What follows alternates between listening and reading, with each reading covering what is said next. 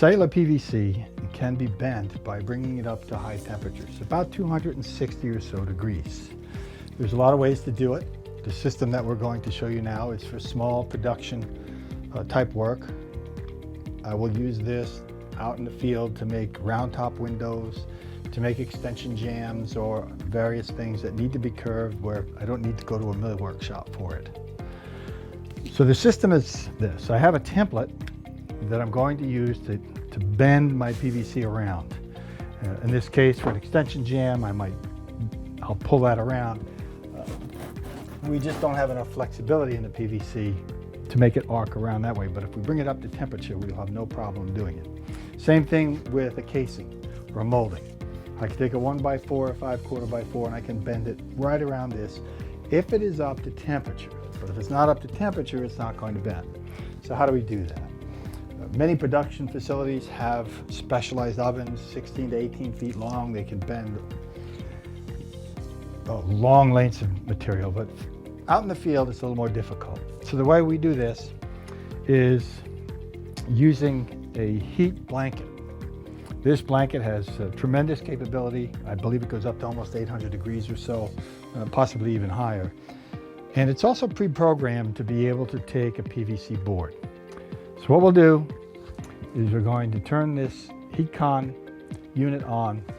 Those two blankets there will get up to about 260, 270 degrees. In the time frame of about 7 to 8 minutes, the PVC will be ready to come out. It'll be like a piece of spaghetti and we'll bend it right around this form. So that's what we're going to do for you on this demo, how to heat bend PVC. So here's a piece of 1x4 Kleer PVC trim. I've cut it so that it sits right inside of my blanket area.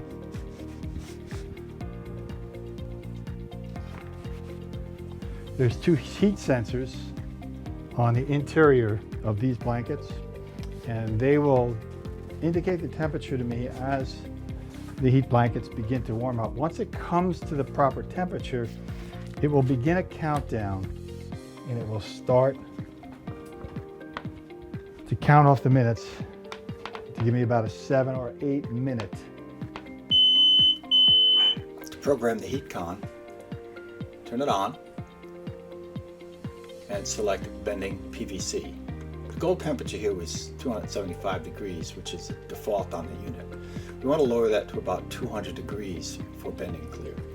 Approximately 7 to 8 minutes is a good time to heat the PVC to get right through to the core. Depending on the thickness, you may need to adjust that. Once we've turned it on, we've got an indication that it's up to temperature for 7 or 8 minutes. We check the core temperature, and you see when we pull it out, literally, it's like a piece of spaghetti. Wrap it around your form.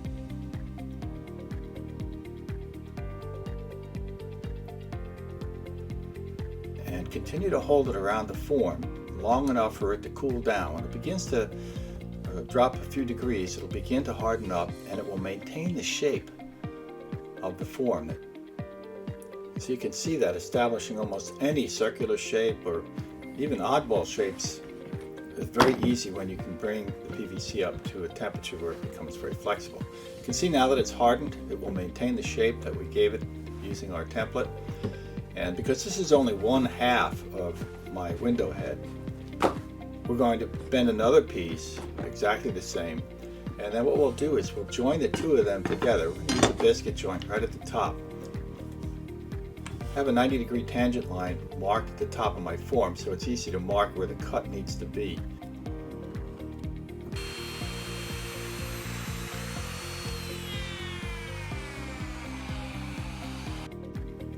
This is a specialized biscuit joiner that uses a clamping system.